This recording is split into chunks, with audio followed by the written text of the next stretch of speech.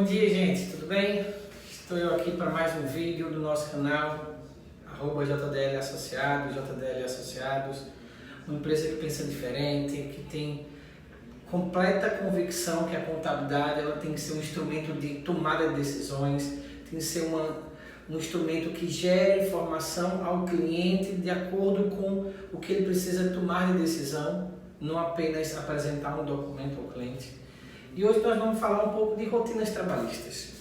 E hoje nós vamos falar um pouco sobre feijão com arroz, o prático do dia a dia, aquelas dúvidas que você fica assim pensando, o que é que eu vou fazer, como é que eu construo isso e tal. Nós vamos falar hoje sobre isso.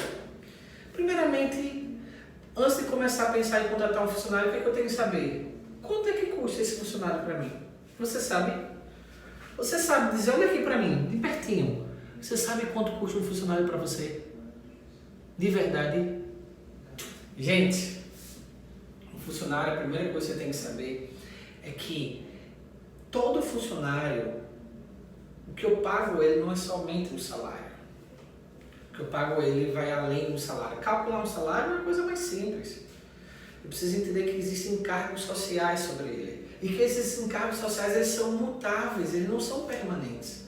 Eles variam de um ano para outro, por conta inclusive do negócio chamado fator de acidente previdenciário. Então todos os anos os encargos vão mudar. Então hoje um funcionário, em média, ele custa em torno de 65% para uma empresa. Exemplo, se você tem um funcionário que ganha R$1.000, aquele funcionário por mês ele sai por R$1.650. Por que eu estou dizendo em média? Porque depende do tipo de empresa, depende da atividade econômica da empresa, depende onde a empresa está configurada dentro do processo da Previdência Social. Jean, e como é que nós podemos saber efetivamente o custo do funcionário? Ou você procura uma contabilidade especializada para poder fazer esses cálculos, ou você nos procura. Isso são coisas, de certa forma, simples de se analisar, mas que geram informação procedente para você compreender o processo. Contratei o funcionário. E o que é que eu tenho que fazer já no processo de contratação? Primeira coisa que eu vou dizer, você tem que observar o nosso vídeo anterior sobre a Lei Geral de Proteção de Dados, a LGPD. Um vídeo prático, didático, que traz informações pertinentes para você compreender. Então, a LGPD traz algumas mudanças no processo de admissão. De que tipo de documentação você pode solicitar? Você precisa lembrar que nós estamos num mundo globalizado, não é? Mas dentre essas informações, eu não vou falar novamente do que nós falamos no vídeo anterior, mas você tem que lembrar de uma coisa, você precisa fazer um contrato com aquela pessoa. Contrato de experiência. Em que situações cabe um contrato de experiência? Qual a diferença de eu ter ou não ter um contrato de experiência? Exemplo. Eu trago uma pessoa que eu não conheço a habilidade dela, não sei se ela vai atender às minhas necessidades, então a lei me permite eu fazer um contrato de experiência até 90 dias. Nesse contrato de experiência, eu estou avaliando se aquela pessoa vai ser apta para aquela função. Pode ser que ela seja uma pessoa extraordinária, mas pode ser que ela não atenda a necessidade. Dessa forma, se ela for apta para a função, depois dos 90 dias, ou máximo de 90 dias, como já falei, essa pessoa entra no contrato indeterminado. Qual é a vantagem de fazer um contrato de experiência? Porque tendo um contrato de experiência, se aquela pessoa por algum motivo não der certo no prazo de 90 dias, ou porque você não quis ela, ou porque ela não quis você, ou seja, ela também pode ter o direito de dizer, não, eu não quero isso, não quero essa vaga para mim. Então, as verbas rescisórias, a multa rescisória que é paga numa rescisão contratual não vai existir mais. Você apenas vai fazer o quê? Pagar o proporcional de férias e 13º. Então, o contrato de experiência traz a segurança para ambas as partes. Depois, quais os documentos eu preciso pedir? Você precisa também pedir dentro dos documentos que são possíveis, por conta da LGPD, você pode pedir, deve pedir, na verdade, o quê? O exame admissional. Agora esqueçam aquelas coisas de antecedentes criminais, teste de HIV, não sei o quê, essas coisas não são válidas. Lembrando, um detalhe importante, vamos imaginar que seu processo seletivo seja para estagiário. Estagiário, a lei não permite você pedir experiência, tá? A lei do estagiário não permite isso. Jean, que tipo de modalidade de contrato essa pessoa, uma vez contratada, pode ter? Ela pode ter um contrato por prazo determinado e por prazo indeterminado, ou um contrato intermitente. Contrato por prazo determinado, máximo 2 anos. Tá? Qual é a diferença? A pessoa, quando sair, ela sabe que ela não vai ter as verbas rescisórias de uma rescisão. Só vai ter proporcionais, de férias, 13º e tal. Contrato indeterminado, ela tem direito a tudo, se uma vez que ela venha a ser demitida em algum momento do curso do processo. E contrato intermitente, ela é chamada para trabalhar de acordo com a necessidade da empresa. Tem um prazo que tem que chamar ela antes. Essa parte de contratos nós vamos fazer um outro vídeo posteriormente, só trabalhando sobre isso, tá? E mensalmente aquela empresa, mesmo que não chame ela, tem que estar depositando o FGTS dela e o proporcional de férias dela. E mais alguns detalhezinhos também que eu deixo para falar na frente, como eu acabei de dizer a vocês. Depois que essa pessoa é contratada, existem outras informações. A gestão. Aí onde talvez mora o maior problema na sua empresa. Foca aqui em mim. Você tem consciência quais são os direitos e os deveres dos seus funcionários? Você sabe como funciona a lógica de controle de ponto, banco de horas? Você faz uma análise de em qual função você vai colocar aquele funcionário? Você tem dialogado isso com o seu contador ou apenas você passa para o seu contador essas informações? Você sabe que a legislação trabalhista, de certa forma, ela na linguagem que as pessoas usam, não estou dizendo que nós concordamos com isso, paternalista. Né? E por ser paternalista, ela acaba olhando muito para o funcionário. Avançamos muito, a reforma trabalhista trouxe vários avanços para a gente. A mudança que teve agora do home office também, teletrabalho, também houve outras mudanças. Mas eu preciso compreender os riscos que eu estou vivendo. Eu preciso compreender quem sou eu. Para isso eu preciso ter uma gestão de recursos humanos dentro da minha empresa. Nem que seja feito por algum funcionário. Não vou aqui falar de CIPA e de outros elementos que talvez fossem pertinentes para vocês, porque senão o vídeo fica muito longo. Vou falar do feijão com arroz. E aí, quais são os cuidados que você tem que ter? Primeiro, banco de horas, hora extra. Detalhe número 1, cada pessoa só pode trabalhar até 2 horas a mais por dia. Está na reforma trabalhista, salvo engano, artigo 62. Segundo, banco de horas. Gente, se ela trabalhou essas 2 horas a mais, eu tenho que pagar essas 2 horas? Não. A reforma trabalhista trouxe essa mudança para todos os tipos de empresas. Você pode, não só pode como deve, tá? Não só pode como deve. Você pode criar um banco de horas. Só que todo banco de horas tem que ter um contrato. Esse banco de horas vai estabelecer como vai ser a regra. Esse contrato de banco de horas ele não pode ultrapassar 6 meses, tá? Não pode ultrapassar 6 meses. Ou seja, a pessoa tem que ter o gozo dessas horas em até 6 meses. E se por acaso essa pessoa for desligada nesse período, o que acontece? Aí, se você deve horas, essas horas vão ter que ser indenizadas, ou seja, pagas na rescisão. E se ela tiver na rescisão horas negativas, como é que acontece? Eu posso descontar essas horas negativas dela, se ela está me devendo horas? Não, você não pode. A não ser que ela tenha pedido demissão, aí você pode. Mas se você estiver demitindo ela e no banco de horas dela estiver negativo, você não pode abater essas horas, tá? Mas meu funcionário trabalha externo, como é que eu faço esse controle de horas?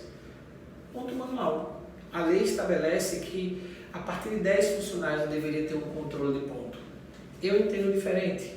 Eu entendo que para qualquer número de funcionários você deveria ter um controle de ponto. Para que haja esse comum acordo entre as partes e essa transparência do processo. A diferença é que você vai avaliar o quê? Pelo tipo de atividade da sua empresa e pela quantidade de funcionários, se você vai ter esse controle de ponto eletrônico ou manual. Aí é outra história, tá?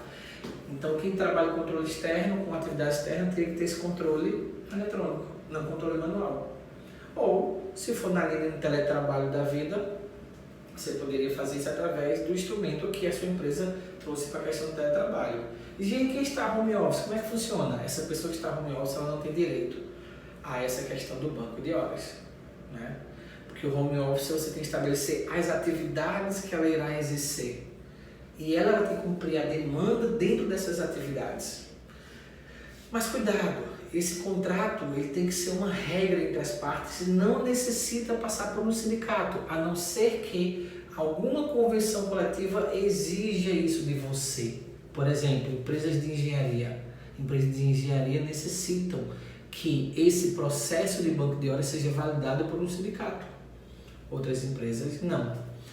Jean, e nesse processo de admissão de funcionários, como é que nós podemos trabalhar isso? Nos ajude a entender como é que deve, quais são os riscos que eu tenho e que eu tenho que ter cuidado no processo de admissão para registro desse funcionário. Primeiro, função versus salário. Eu posso ter dentro da minha empresa 2 pessoas na mesma função com salários distintos? Sim. Vai depender de quê? Primeiro, se você tem um plano de cargos e carreiras que estabeleça isso. Então, aquela pessoa que está há tantos anos, ela já tem um anuente, já tem outro quinquênio, já tem outras informações que porventura estejam registradas no seu banco de horas, no seu contrato de banco de plano de cargos e carreiras. Segundo, experiência. A lei estabelece, se eu tenho uma pessoa sem experiência naquela função, comprovada e outra com experiência, eu posso fazer essa distinção de salários. Terceira observação importante você tem que também ter nesse processo de contratação. O CBO. Quais são as funções que aquela pessoa vai exercer? Existe o Código Brasileiro de Ocupação, você olha na internet isso, tem todas essas informações lá. E nessas informações você deve fazer o quê? Você deve descrever, olhar qual é o CBO que mais se equipara àquela função que ela vai exercer. E tem que entender também para aquelas funções se existem algumas, via convenção coletiva, se existem algumas complementações que você, empresa, teria que dar para aquela pessoa. Exemplo, motoristas. Motoristas, se sua empresa não paga vale alimentação, mas a convenção coletiva dos sindicatos de motoristas exige que as empresas paguem vale alimentação delas. Então, está vendo que existem variações no processo? E isso tudo faz com que você necessite ter dentro da sua empresa ou ter um escritório de contabilidade que faça essa análise de funcionários. Aqui na JDL nós temos um cuidado, uma preocupação de que quando os funcionários chegam, fazer uma análise do que já tem existente. Para quê? Para que a gente não faça distinção, diferenciação do processo. Para que a gente possa criar dentro das nossas limitações, porque nós não somos o RH da empresa, nós somos a contabilidade, mas de formar um RH dentro da empresa. Vários clientes nossos, nós formamos pessoas dentro das empresas dele para ser esse RH, né? Para ser a pessoa que vai assinar os contratos, para ser a pessoa que vai assinar a trabalhar a carteira de trabalho digital, já que hoje não é mais obrigatório ter carteira de trabalho normal, para ser a pessoa que vai arquivar a documentação daquele funcionário, que vai atualizar aquela documentação, que vai fazer o arquivamento da documentação trabalhista em cerca de 35 anos, para ser uma pessoa que vai compreender assim, qual a documentação tem que ser necessária, como se calcula um salário para poder fazer a conferência de folha, trabalhar essa questão de banco de horas, controle de ponto, etc, etc. Então, é necessário isso. E aqui na JDL nós nos preocupamos com isso.